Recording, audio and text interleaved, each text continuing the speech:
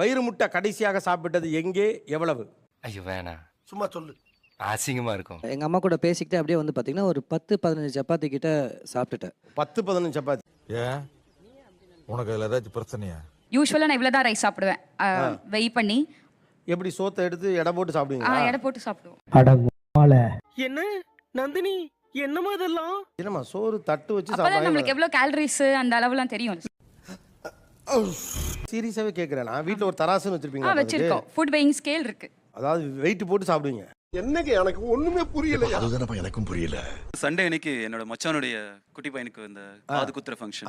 ஒரு பெரிய வாழையில சாப்பாடு தான். என்ன மாமா ஆட்ட ரெண்டா வெட்டி குறுக்க மறுக்க ஓன் இலையில போட்டுருக்காங்க. கிடா விருந்து. ஆமா, ஒரு கெடா வெட்டி தான் இருந்தது. ஒரு 2 பிளேட் பிரியாணி, அதுல ஒரு 10 பீஸ் மட்டன் பீஸ். அதிகமா பேசாத. போர் அடிக்குது மாமா, நிப்பாட்டு. ஓகே. ஸோ இதுதான் உங்களுடைய மேக்ஸிமம் அப்பிடைட். இப்போ உங்க ரெக்கார்டு ஒன்று இருக்கும்ல, அதை சொல்லுங்க. கேக்குறாரு சொல்லாதீங்கயா. சொல்லுங்கயா. 5 kg சிக்கன் வந்து நான் சாப்பிட்ருக்கேன் ஒரே அட் அ டைமில். 5 kg. எஸ். 25 தோசை சாப்பிட்ருக்கேன் சார். 25 தோசை. 25 தோசை சாப்பிட்ருக்கேன். அரே அப்பா. 6th ஸ்டாண்டர்ட்ல படிக்கும்போது ஹாஸ்டல்ல போட்டிலாம் பண்ணுவாங்க. 17 பரோட்டா சாப்பிட்டேன் 6th ஸ்டாண்டர்ட். 6ஆம் கிளாஸ் படிக்கிறப்ப. தம்பி, ஒரு மனுஷன் போய் பேசலாம், ஆனா ஏக்கர் கணக்கில் எல்லாம் பேசக்கூடாது. 10th படிக்கும்போது 39 இட்லி சாப்பிட்டேன். 39 இட்லி. அம்மா வீட்டில் சமைச்சாங்கன்னா நார்மலாவே இட்லி வந்து 30 இட்லி தான் சாப்பிடுவேன் டெய்லியும். ஏங்க டெய்லி 30 இட்லி சாப்பிடுவீங்களா? என்னடா இவன் சோத்துக்கு செத்தவனா இருப்பானோ?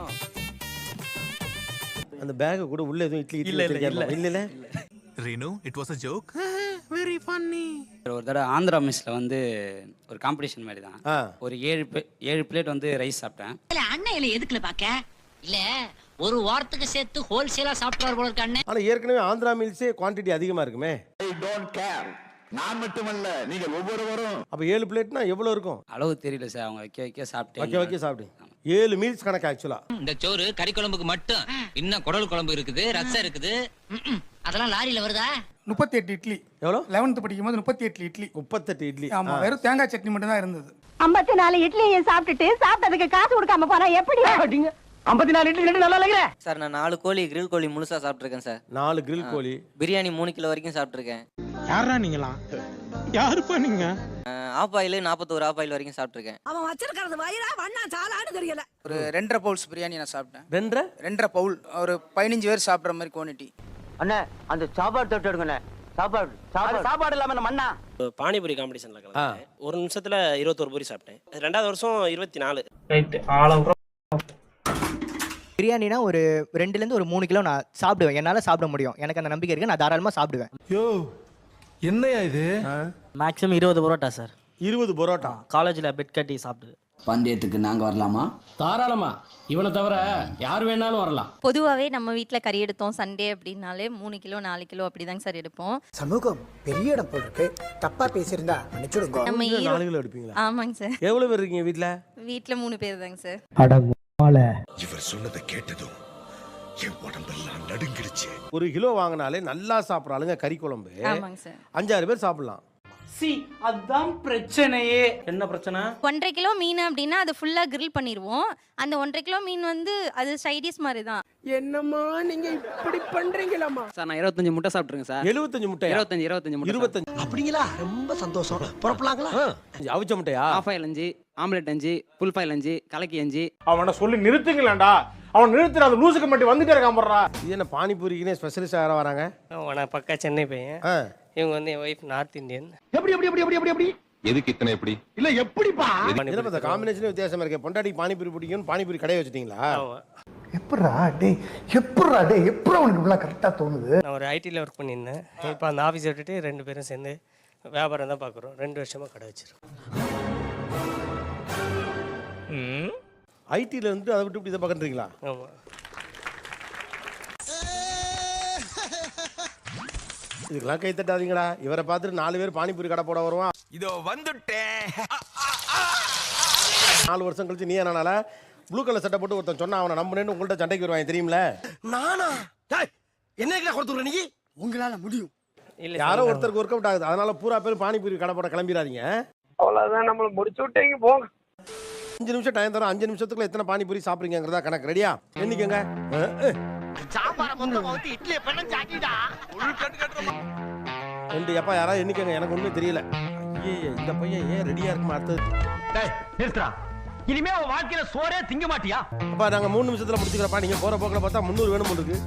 ஐயோ ஐயோ. நான் சாப்பிடுறது இல்ல. சாப்பிட ஆரம்பிச்சிட்டேன் வீட்டையே காலி பண்ணிடுவேன். டேய் நான் சொன்னேன்ல இவங்கிட்ட போட்டிக்கு போகாத. அங்கே பாறா.